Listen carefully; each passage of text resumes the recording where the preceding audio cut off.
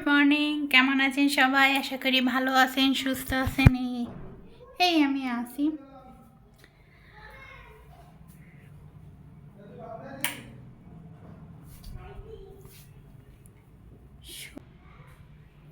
শুভ রাস পূর্ণিমা, আজকে রাস পূর্ণিমা।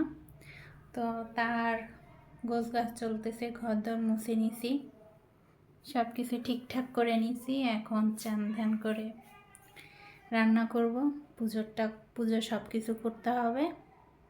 তো সঙ্গে থাকেন, দেখতে থাকেন। একটু রেডি হলাম, একটু বাইরে যাব, তার জন্য। আজকে আর একটা কথা বলা হয়নি, আজকে দামোদর মাসের শেষ উপলক্ষে মন্দিরে অনুষ্ঠান আছে। তো তার জন্য আজকে ব্লগটা রান্না বাড়া সেরকম কিছু দেখানো হবে না, সারাদিন মন্দিরের অনুষ্ঠান।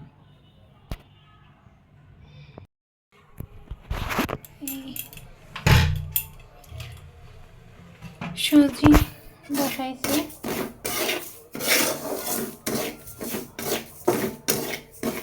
সুজিটা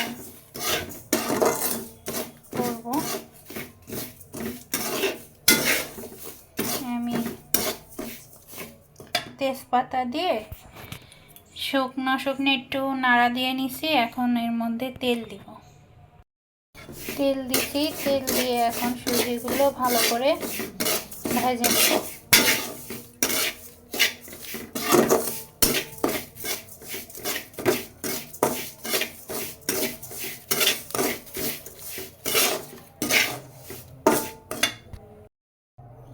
নেব। আমি আটা মাখিয়ে নিছি, খুব সুন্দর হয়ে গেছে। এখন আমি এটা দিয়ে লুচি বেলে নিব। লুচি বেলছি। এখন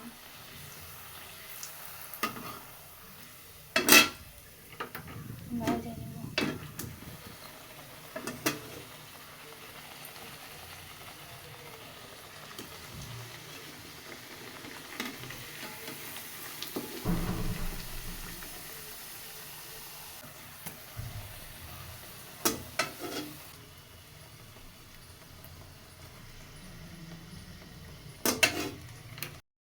এতক্ষণ ক্যামেরা ধরেছিলাম, একটা লুচিও ফুলেনি।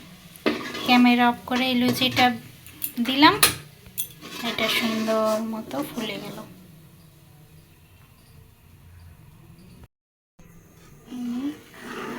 সুজি বসাই দিলাম,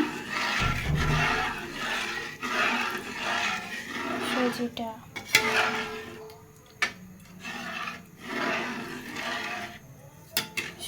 আগে ভেজে নিছি, নিয়ে করছি, না হলে জল দিছি,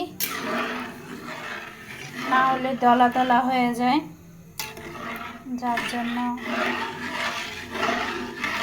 ঠান্ডা সুজিতে ভেজে রাখা সুজিতে জল দিছি। এখন একটু ঘন ঘন নাড়তে হবে, তাহলে আর তলায় ধরে যাবে না।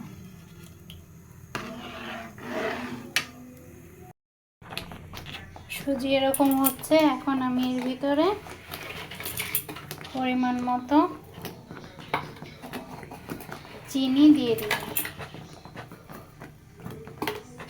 চিনি দিয়ে নাড়তে হবে ভালো করে।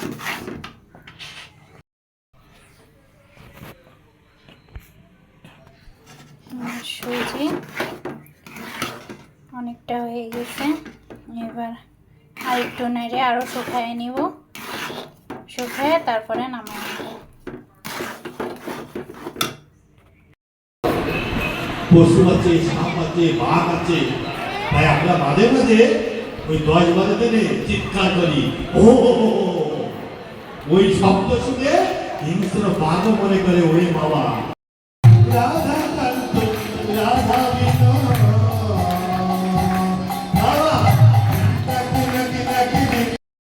জয় রাধে গোবিন্দ রাধা কান্ত রাধা